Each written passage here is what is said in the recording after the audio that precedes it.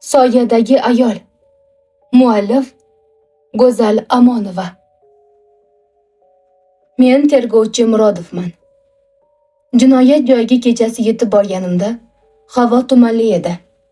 Mahallani tor ko'chalar qorong'ulikka cho'kkan. Go'yo voqea joyini o'zi ham dahshatni ichida yashirayotgandek edi. Uyga kirganimda birinchi navbatda qon izini sezdim.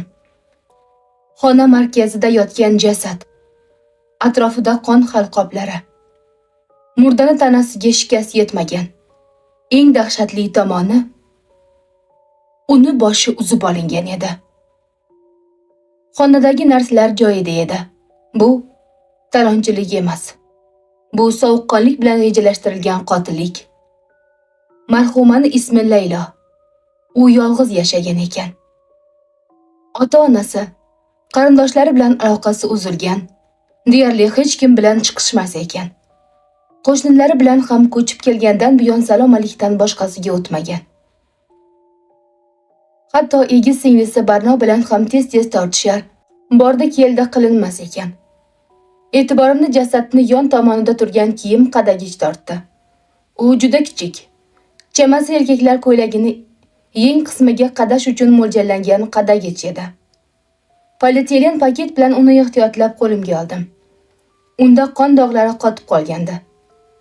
Jasad atrofini sinchiklab ko'rdim. Ammo u yerdan boshqa daliliy ashyo topilmadi. Boshi qayerda ekan? Topilmadi. O'ychan javob berdi kriminalist Rustamov. Menimcha marhuma qotilni tanigan. Tanibgina qolmay, u yaqin insoni bo'lgan.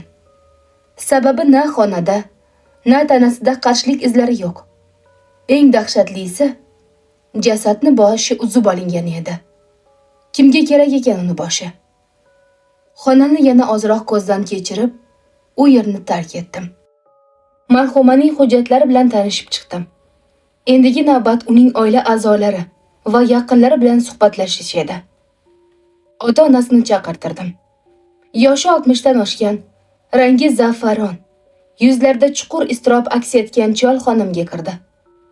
Assalomu alaykum, mumkinmi?